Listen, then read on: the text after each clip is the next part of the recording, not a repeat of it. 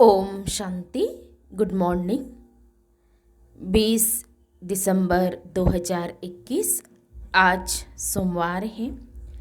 आज की मुरली में प्यारे बाबा ने हम बच्चों से कहा है कि बच्चे जो भी सुनते हो बाबा से उस ज्ञान का विचार सागर मंथन करो ताकि बुद्धि में यह ज्ञान टपकता रहे। और फिर प्यारे बाबा ने कहा है ऐसा कौन सा हुनर है जो सतयुग में भी साथ जाएगा। तो साइंस का जो हुनर है वो सतयुग में भी साथ जाएगा। यहाँ जैसे कि एरोप्लेन आदि बनाते हैं तो वहाँ पर भी होंगे। तो बनाने वाले बाबा ने कहा भले ज्ञान न भी ले लेकिन उनका जो ये हुनर है वह हुनर स्वर्ग में सतयुग में जरूर जाएगा। अभी हम विस्तार से सुनते हैं प्यारे बाबा के मधुर महावाक्य, ईश्वरीय महावाक्य अर्थात प्यारे बाबा की मीठी मुरली। आज बाबा कहते हैं मीठे बच्चे तुम जो भी सुनते हो उस पर विचार सागर मंथन करो तो बुद्धि में सारा दिन यह ज्ञान टपकता रहेगा। प्यारे बाबा ने कहा मीठे बच्चे तुम जो भी सुनते हो उस पर विचार सागर मंथन करो तो बुद्धि में सारा दिन यह ज्ञान टपकता रहेगा। आज की मुरली में प्रश्न है यहाँ का कौन सा हुनर नई दुनिया की स्थापना में काम आएगा। यहाँ का कौन सा हुनर नई दुनिया की स्थापना में काम आएगा। उत्तर है बाबा ने कहा कि यहाँ जो साइंस का हुनर है जिससे एरोप्लेन मकान आदि बनाते यह संस्कार वहाँ भी साथ ले जाएंगे। यहाँ भल ज्ञान न ले लेकिन वहाँ यह हुनर साथ जाएगा। तुम अभी सतयुग से लेकर कलयुग अंत तक की हिस्ट्री ज्योग्राफी जानते हो। तुम्हें पता है कि इन आँखों से जो कुछ पुरानी दुनिया का देखते हैं वह सब अभी खत्म होना है। मुरली में गीत बजा है तूने रात गवाई सो के दिवस गवाया खा के, हीरा जन्म कौड़ी बदले जाए। ओम शांति। बाप बैठ बच्चों को समझाते हैं हूबहू जैसे 5000 वर्ष पहले समझाया था वैसे फिर भी समझा रहे हैं कि पुरानी दुनिया का विनाश और नई दुनिया सतयुग की स्थापना कैसे होती है। अभी है पुरानी दुनिया और नई दुनिया का संगम युग। बाप ने समझाया है नई दुनिया सतयुग से लेकर अब कलयुग अंत तक क्या क्या हो रहा है, क्या क्या सामग्री है, क्या क्या देखते हो, यज्ञ तप दान पुण्य आदि क्या करते हैं। यह जो कुछ देखने में आता है यह कुछ भी रहना नहीं है। पुरानी कोई भी चीज़ रहने वाली नहीं है। जैसे पुराना मकान तोड़ते हैं तो उनमें जो मार्बल के पत्थर आदि अच्छी चीज़ें होती है वह रख देते हैं, बाकी तोड़ फोड़ देते हैं। तुम बच्चे जानते हो ये पुराना सब खत्म होना है, बाकी यह जो साइंस का हुनर है वह कायम रहेगा। तुम सब जानते हो कि यह सृष्टि चक्र कैसे फिरता है, सतयुग से कलयुग अंत तक क्या क्या होता है। यह साइंस भी एक विद्या है। उनसे एरोप्लेन बिजली आदि सब कुछ बने हैं। पहले यह नहीं था, अब बना है। दुनिया तो चलती रहती है। भारत है अविनाशी खंड, प्रलय तो होती नहीं।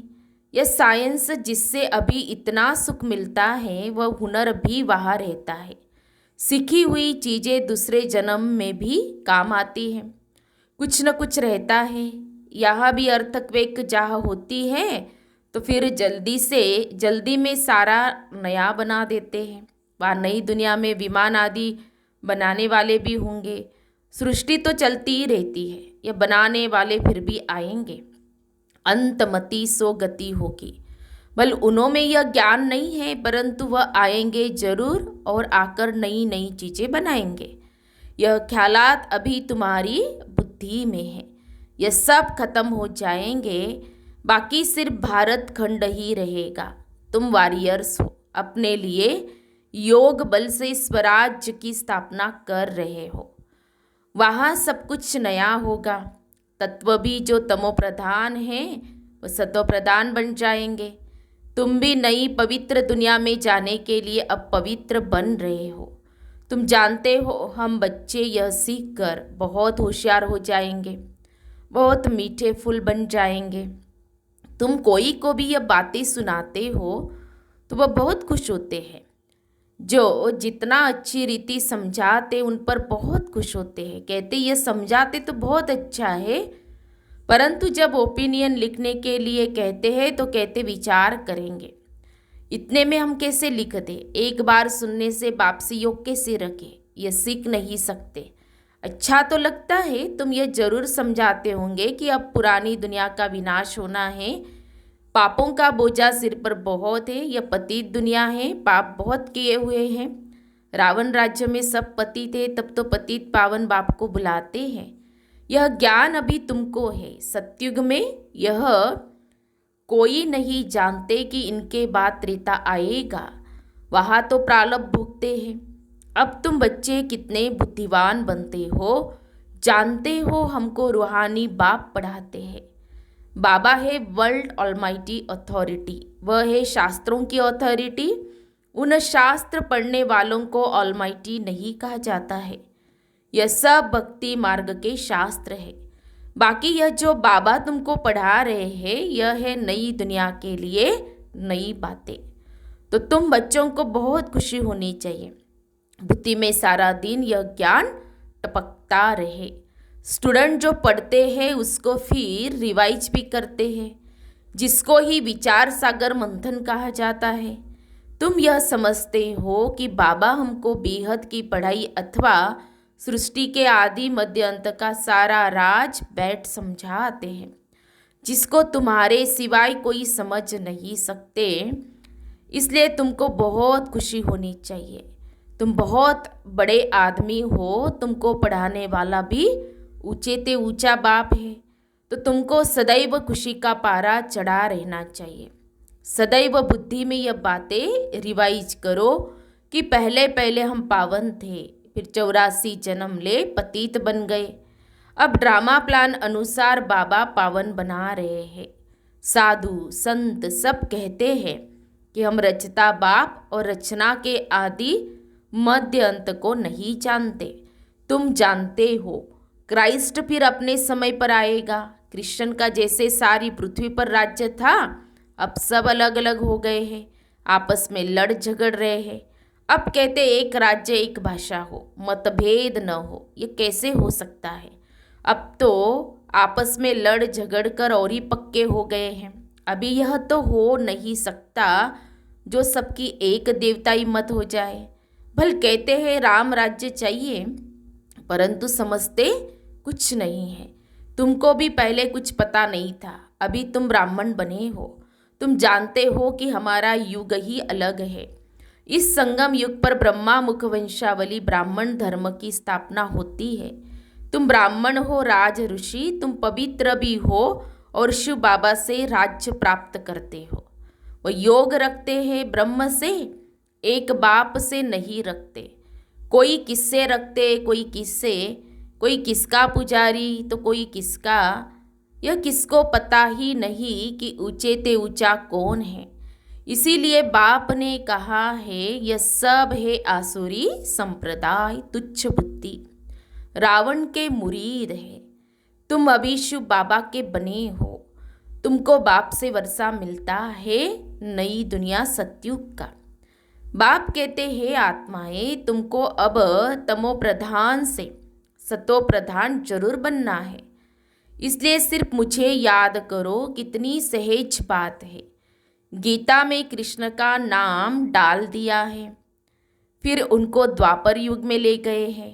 भूल तो भारी की है, परंतु यह बातें उनकी ही बुद्धि में बैठेगी जो स्थायी यहाँ आते रहेंगे। मेले में आते तो ढेर है, उनमें से देखो सैपलिंग कैसे लगता है। अनेक धर्म वाले आते हैं, उसमें भी जास्ती हिंदू धर्म वाले आते हैं जो देवी देवताओं के पुजारी होंगे। आपे ही पूज्य आपे ही पुजारी, इसका भी अर्थ समझाना पड़ता है। मेले प्रदर्शनी में इतना अधिक समझा नहीं सकते। कोई तो 4-5 मास आते हैं, समझते हैं, कोई थोड़ा अच्छी रीति समझते हैं। तुम जितने जास्ती प्रदर्शनी मेले आदि करेंगे उतने बहुत आएंगे, समझेंगे। ज्ञान बड़ा अच्छा है, जाकर समझे। सेंटर पर इतने चित्र नहीं होते हैं, प्रदर्शनी में बहुत चित्र होते हैं। तुम समझाते हो तो अच्छा भी उनको लगता है, परंतु बाहर जाने से माया का वायुमंडल है, अपने धंधे धोरी में लग जाते हैं।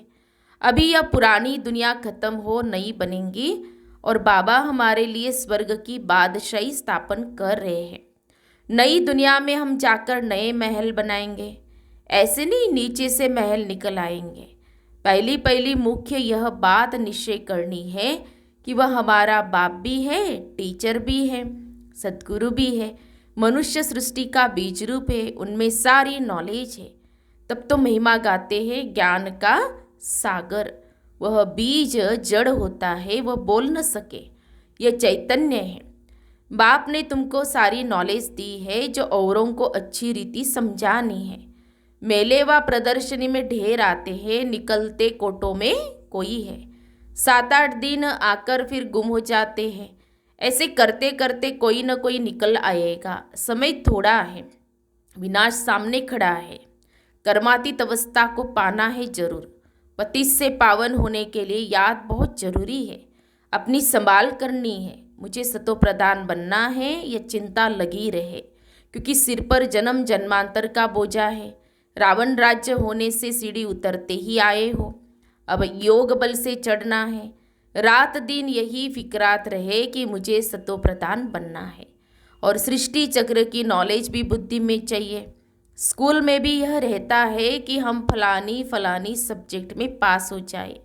इसमें मुख्य सब्जेक्ट है याद की। सृष्टि के आदि मध्य अंत का भी ज्ञान चाहिए।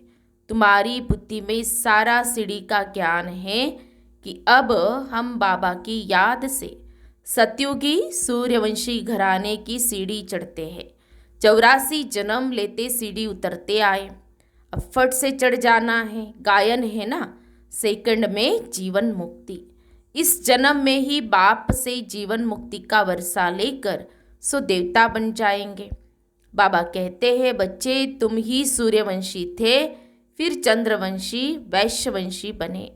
अभी तुमको ब्राह्मण बनाता हो। ब्राह्मण है चोटी, ऊंचे ते ऊंचा परम पिता परमात्मा आकर ब्राह्मण देवता क्षत्रिय 3 धर्मों की स्थापना करते हैं। तुम जानते हो अभी हम ब्राह्मण वर्ण में हैं, फिर देवता वर्ण में आएंगे। बच्चों को रोज कितना बुद्धि में ज्ञान भरते रहते हैं, जिसको धारण करना है, नहीं तो आप समान कैसे बनाएंगे। सूर्यवंशी घराने में बहुत थोड़े आएंगे जो अच्छी रीति पढ़ेंगे और पढ़ाएंगे। इस समय तुम्हारी गत मत दुनिया से बिल्कुल न्यारी है। जिसे कहते हैं ईश्वर की गत मत न्यारी है, तुम्हारे सिवाय कोई भी बाप से योग लगाते नहीं है।